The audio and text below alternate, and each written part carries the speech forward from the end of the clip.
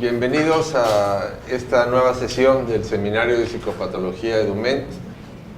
Para los que ya han venido, conocen nuestra dinámica. Para los nuevos, pues bueno, esta es una actividad continua en donde usualmente una vez por mes, hace 3 semanas tuvimos una actividad, pero la de hoy es la cuarta de una serie dedicada al examen mental y qué hacer con él. Dedicamos las 2 primeras sesiones a repasar y revisar la semiología. Después dedicamos una sesión a reflexionar sobre cómo integrar esa semiología en síndromes. Y la convocatoria del día de hoy es a trabajar cómo hacer ese ejercicio complejo, ¿verdad? Que es el gran paso, que es el diagnóstico diferencial, ¿verdad? Cómo hacerlo con el examen mental y cómo integrar el examen mental en la historia clínica general, ¿verdad? Esa es la ruta del día de hoy. Para concluir esta serie del examen mental, ¿verdad? Tocamos temas diversos. Hace 3 semanas tuvimos la sesión sobre identificación y prevención del suicidio, y la próxima sesión del seminario va a ser en el Hospital de Salud Mental San Ignacio, que dirige el doctor Jauregui, y ya al final él nos va a exponer un poquito cómo va a ser la dinámica al respecto.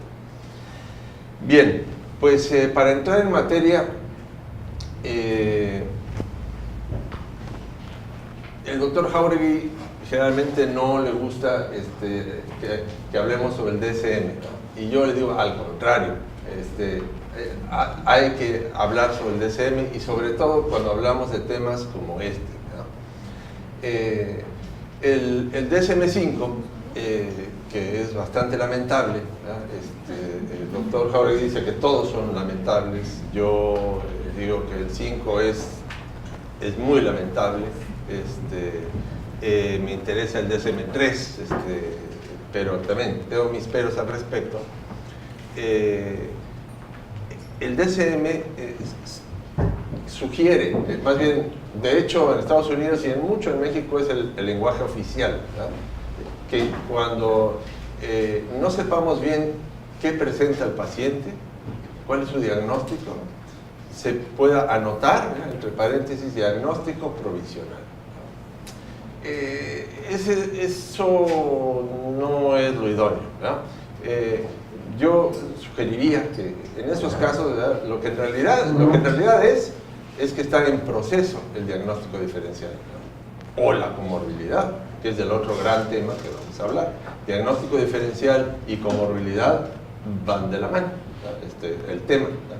Por eso lo vamos a estar saltando también hacia comorbilidad, ¿verdad? El DSM, es todo un negocio editorial, ¿verdad?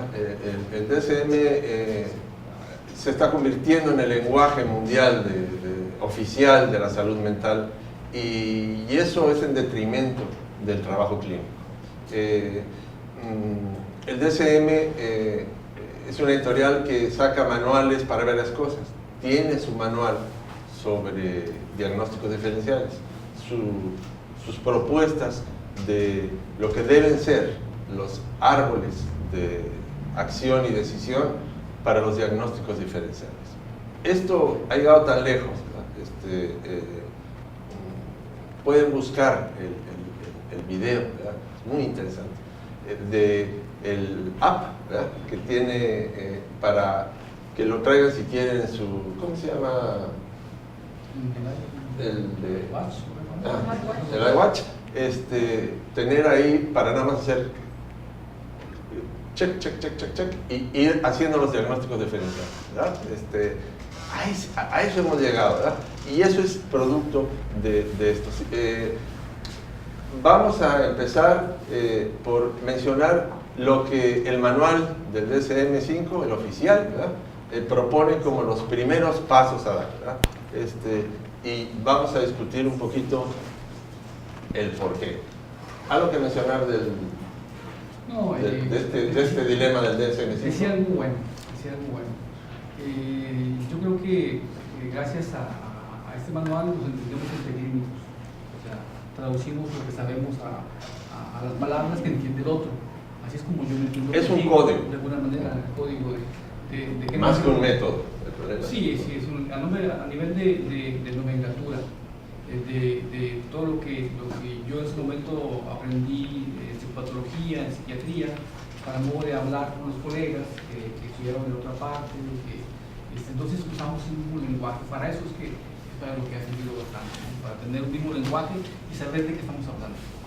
Entonces, estos manuales, estos procedimientos que parten del DSM, el DSM-5, entre otras cosas, es un desastre porque, lo digo en confianza, aunque sé que esto puede ser que suba a las redes, pero el DSM-5 es, yo diría, el fracaso del ideal del psiquiatra contemporáneo, en el sentido de que se diseñó y se discutió pensando que para entonces iba a haber marcadores biológicos, estudios de imagen, de laboratorio, de lo que ustedes digan, para poder clasificar las enfermedades como se hace el resto de la medicina, ¿verdad?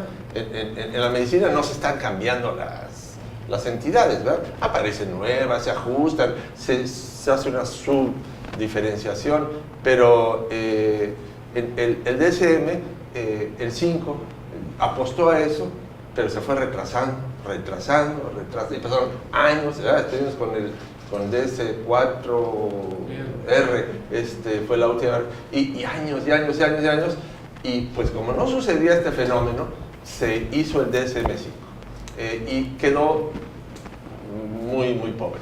Sin embargo, es interesante ver los primeros pasos que propone para un diagnóstico diferencial, quizá para diferenciarnos de ellos, ¿no?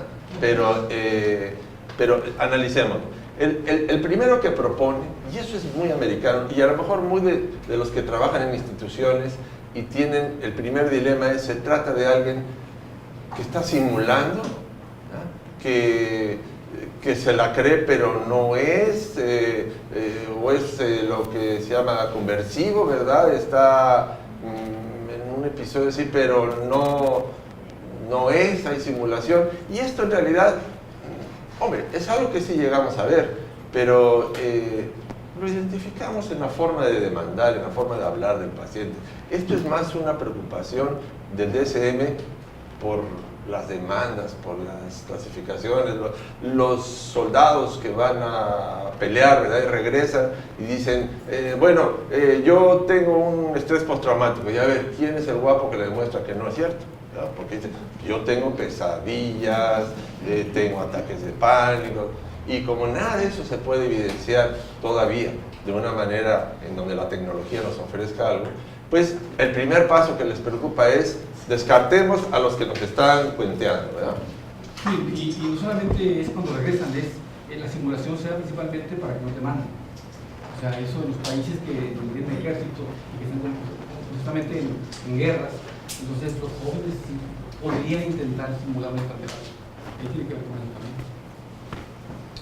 también. El siguiente paso que propone el manual es descartar que lo que estamos viendo sea producto de una sustancia, ¿verdad? Que haya tomado algo que sea lo que le produce esto. Ahí empieza a haber una de las fallas frecuentes que vamos a mencionar.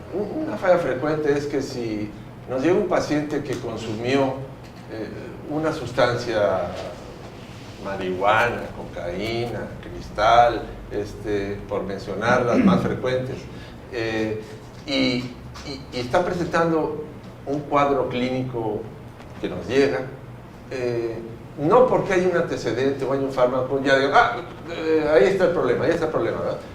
Esto pasa mucho en los centros de rehabilitación, ¿verdad?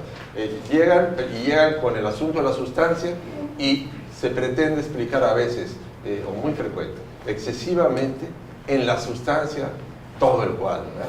Y desgraciadamente por eso estos centros suelen tener muchísimas personas que padecen trastorno bipolar, trastorno de la personalidad límite, comorbilidades que se asocian a su condición de adictos, ¿verdad? Entonces, otra vez, las aseguranzas, las demandas hacen que se preocupen por esto. El siguiente punto que propone es descartar comorbilidad, ¿verdad? Y proponen algo que es válido mencionar, que es el trastorno primario, ¿verdad? Pero la verdad es que ese es un punto de llegada, ¿verdad? Decir que ese es de los primeros pasos es medio absurdo, ¿verdad? Ya identificar comorbilidades porque, ya llegamos a la última etapa, ¿verdad? Es esto y esto, o veo elementos de este síndrome y de este síndrome, ¿verdad? Pero ahí es un punto de llegada, ¿verdad? Entonces, otra vez, es cuestiones legales para ir justificando pasos, ¿verdad? Porque hoy todo lo hacen ¿verdad? Para hacer esto, tiene que pasar esto, para hacer esto, tiene que pasar esto. Por eso, manuales como este, y no se diga en su versión electrónica, es una gran tentación para decir, ya la hice, ¿verdad? Va a pensar por mí, siendo que sigue siendo ojo clínico, ¿verdad? Los padecimientos mentales sigue siendo el ojo clínico el importante. También por cuestiones legales pone por delante bueno, ¿y qué tal?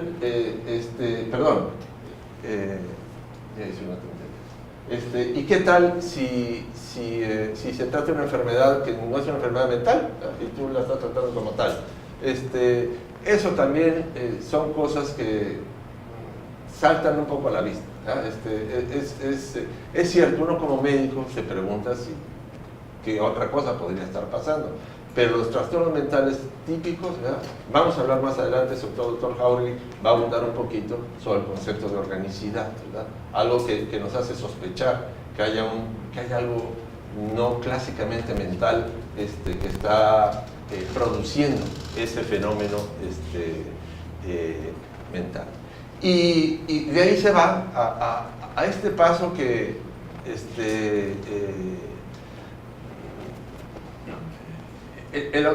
lo que sugiere el autor es, bueno, y descarte que haya eventos estresantes, ¿verdad?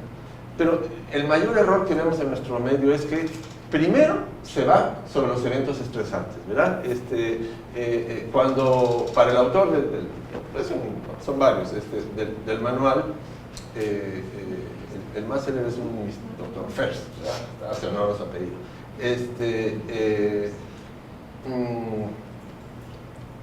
Cuando no cubre los criterios oficiales del DSM-5, entonces dice, bueno, hay que descartar, no va a ser un efecto del medio ambiente. Y ahí también, los clínicos, sobre todo los compañeros psicólogos, a veces les pasa, ¿verdad?, que se quedan atrapados con la conflictiva familiar, con el dilema de pareja del momento, con la crisis existencial que pueda tener la persona y no se preguntan si eso puede estar asociado a un trastorno específico. Sí, en su momento, cuando hablábamos de síntomas y de síndromes, decíamos que todo este proceso es fenomenológico, descriptivo. Entonces, solamente después que hubiéramos llegado al diagnóstico podríamos pasar a este momento, en donde sí hay un entorno que en su momento propicia que se dé una psicosis, que se dé una ansiedad, qué sé yo, pero eso hasta el final. O sea, no lo podemos considerar dentro de las cosas que se están revisando para llegar a un diagnóstico, desde el punto de vista de la psicopatología, de todo lo que hemos revisado. Esta es tuya. Bien, quisiéramos más que nada explicarles cómo decidimos abordar este tema. Y aunque esto suena así como muy general, pero decidimos hablar en términos muy clásicos,